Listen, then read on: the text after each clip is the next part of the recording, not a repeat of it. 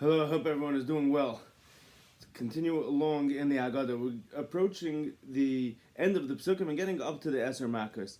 But before we get up to the 10 Makkos, the Haggadah says as follows. The Pasuk says that HaKadosh Baruch Hu did Maifsim, and Maifsim refers to the Makkah of Dam, the Makkah of blood, and the Haggadah quotes a Pasuk.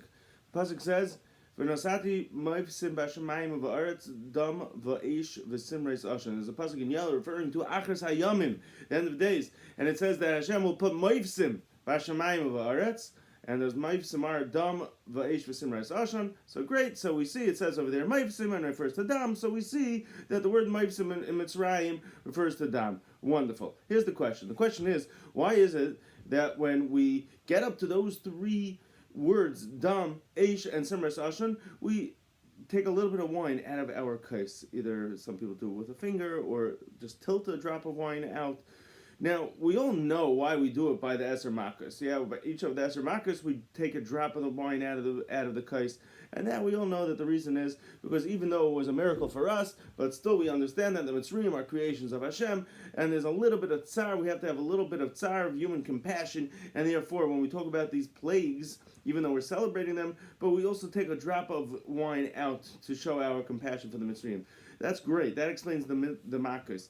But why do we take out a drop of blood, a drop of wine, when we mention this pasuk of dam v'eish v'simras ashan, which is talking about in Achros Hayamim? What's going on over here?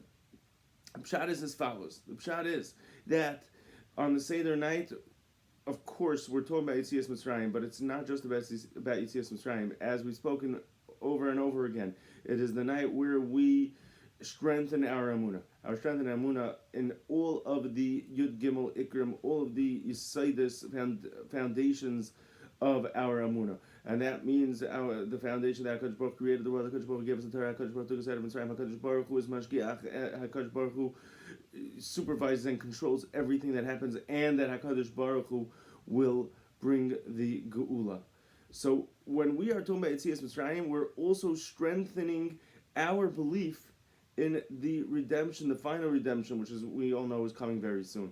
So therefore, when we mention dam va'esh v'simras ashan, yes, we're talking about the future maifsim, the future plagues that HaKadosh Baruch Hu will do, the retribution that HaKadosh Baruch Hu is going to give to all the nations that persecuted us throughout the Galus. And we already believe it so strongly and feel it that we're already taking a drop of wine out of our kais in compassion for the Goyim that will get retribution on the day when Mashiach comes, not the day, but after Mashiach comes, by the final retribution, when HaKadosh Baruch Hu avenges the blood, the Jewish blood throughout the generations.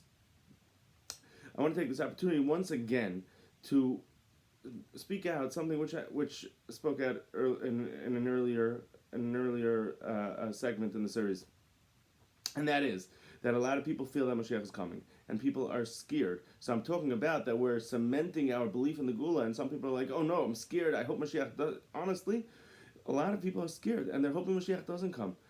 If we're going to be truthful about it, because they're like, "I'm not worried. I'm not ready," and they're worried. They're like, "I'm not ready for Mashiach to come." I want to share with you a beautiful thought, and this is actually courtesy of my wife. She said it over by the share that was for the woman, and she told it to me. A beautiful thought. We're going to be making an Erev Tavshilin this Erev Yom Tov. What's an Erev Tavshilin? An Erev Tavshilin is as follows. Really, Min HaTorah, you're allowed to cook from Yom Tov to Shabbos. However, Chum said you're not allowed to, according to one channel, at least. And the Erev Tavshilin is a mechanism that Chazal put in place which allows you to cook on Erev Shabbos for Shabbos. When Erev Shabbos falls out on Yom Tov, with an Erev Tavshilin you can cook on Erev Shabbos for Yom Tov. What's an Erev Tavshilin? An Erev Tavshilin is that you cook something on Erev Yom Tov. So this year that would be on Wednesday. You cook something on Wednesday for Shabbos.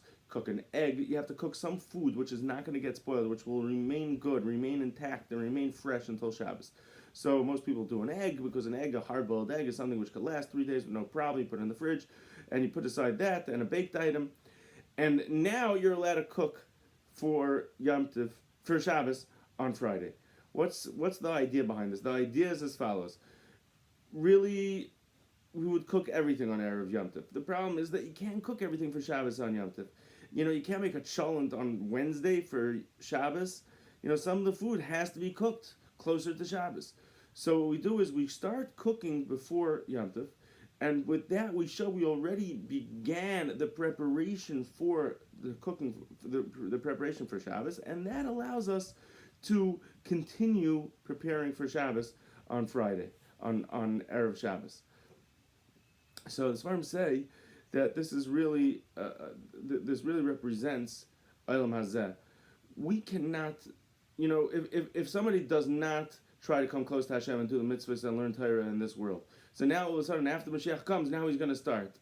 He doesn't get schar for that, because at that point there's no bechira anymore. It's clear, it's evident that nobody's going to be fooled, and everybody knows that Hashem emes v'sayrasa emes, and at that point, anything else which currently is like a taiva and a yetzer hara everybody's gonna realize how foolish it is, and it's gonna be clear to everybody that there is only one good thing in the world, and that is Torah mitzvahs, and you're not gonna get the schar for doing Torah mitzvahs.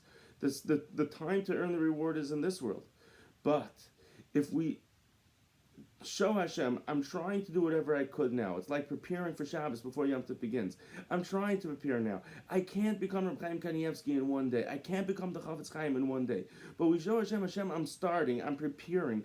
Then Hashem says, oh, you started to prepare, so then you could continue preparing after Mashiach comes, and we'll continue to get schar after Mashiach comes for the growth that we make. But that only works if we truthfully started that growth. We truthfully tried to implement changes in our life to come closer to Hashem, to stay away from averos, bein adam l'makom, bein adam l'chaveroi, and that will prepare us the same way the Erev Tavshilim prepares us that we could continue cooking on Yom Tov for Shabbos. So the tshuva that we do now will prepare us to be able to continue climbing after Mashiach comes. So hopefully with that thought, it will take away the fear factor that people have of Mashiach coming, and we could instill in ourselves our emunah that Mashiach is going to be coming very soon without any worry, with joy, with realization of how amazing it's going to be a Yid. Everybody in the whole world is going to realize, is going to admire us, and we're going to be the celebrities, and everybody's just going to try to get a hold of a Yid, try to get close to a Yid, and it's going to be absolutely phenomenal for us, as Chazal say. It's going to be something beyond our imagination. It should come very soon. B'karav Mamish. Have a great day.